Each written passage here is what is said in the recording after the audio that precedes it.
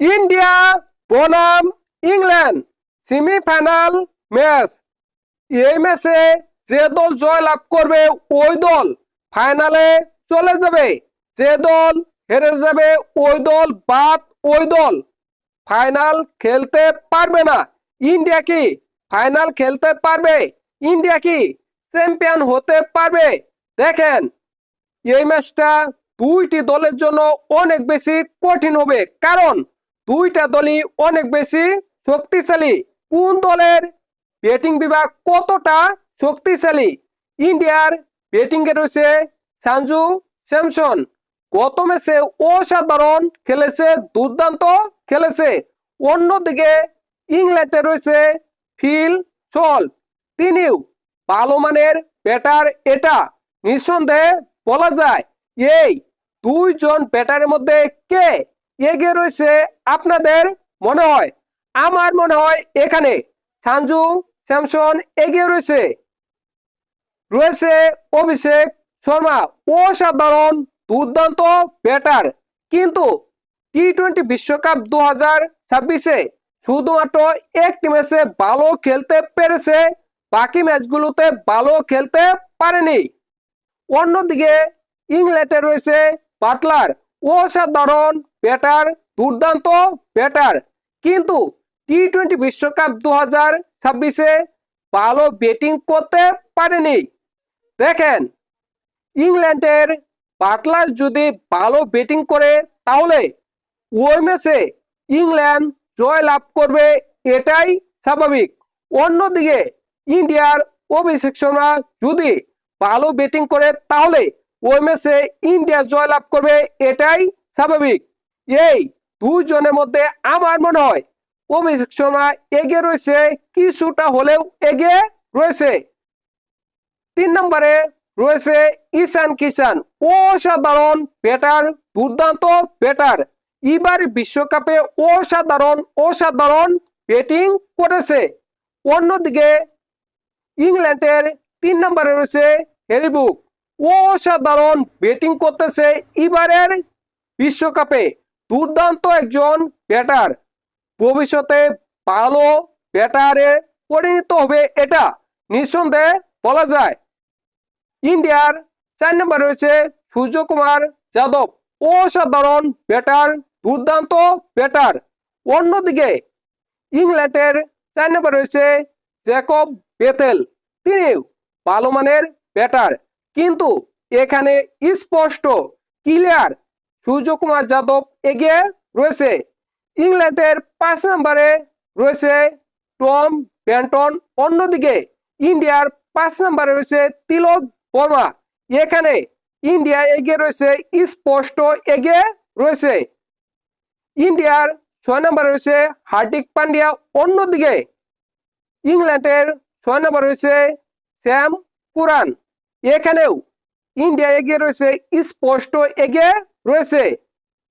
ইন্ডিয়ার 7 নম্বরে রয়েছে শিবম দুবে, অন্যদিকে ইংল্যান্ডের 7 নম্বরে রয়েছে উইল জ্যাক, এখানেও ইন্ডিয়া এগিয়ে রয়েছে, স্পষ্ট এগিয়ে রয়েছে। এখন কথা হলো, ব্যাটিং বিভাগে ইন্ডিয়া স্পষ্ট এগিয়ে রয়েছে, ক্লিয়ার এগিয়ে রয়েছে, ইংল্যান্ড কিছুটা পিছিয়ে রয়েছে।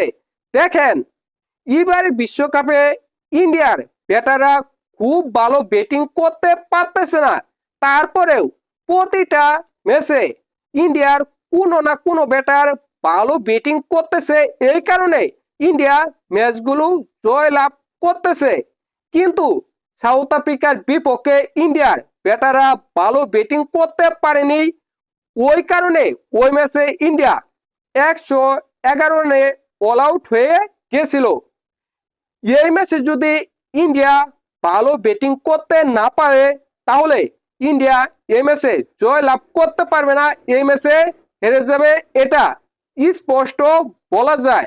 অন্যদিকে এবারে বিশ্বকাপে ইংল্যান্ডও ভালো ব্যাটিং করতে পারতেছে না, তারপরেও যেহেতু ইংল্যান্ডের অনেক প্লেয়ার আইপিএল খেলে এবং ইন্ডিয়ার বিপক্ষে খেলে অভ্যস্ত, এই কারণে ইন্ডিয়ার বিপক্ষে এরা ভালো খেলতে পারে তার সম্ভাবনা রয়েছে। দেখেন, দুইটি দলের দুর্বলতা, স্পিন বোলিং এর বিপক্ষে ভালো ব্যাটিং করতে পারে না। টি-20 বিশ্বকাপ 2026-এ ইন্ডিয়া স্পিন বোলিং এর বিপক্ষে ভালো ব্যাটিং করতে পারে না তা স্পষ্ট। অন্যদিকে ইংল্যান্ড এশিয়ার মাটিতে ভালো ব্যাটিং করতে পারে না, কারণ তারা স্পিন বোলিং এর বিপক্ষে ভালো ব্যাটিং করতে পারে না। এই কারণে দেখেন, ইন্ডিয়ার বোলিং বিভাগে রয়েছে অক্ষর প্যাটেল, কুলদীপ, বরুণ চক্রবর্তী, এদের মতো ভয়ঙ্কর ভয়ঙ্কর স্পিনার। এদের বিপক্ষে ইংল্যান্ড কেমন খেলে তার উপর নির্ভর করবে এই ম্যাচে ইংল্যান্ড জয় লাভ করতে পারবে কি পারবে না। অন্যদিকে ইংল্যান্ডের বোলিং বিভাগে রয়েছে রেহান আহমেদ এবং আদিল রশিদ। এরা অসাধারণ স্পিন বোলার, দুর্দান্ত স্পিন বোলার।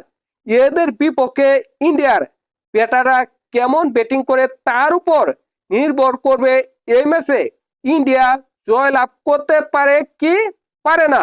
দেখেন, দুইটি দলের স্পিন বিভাগ অসাধারণ, দুর্দান্ত।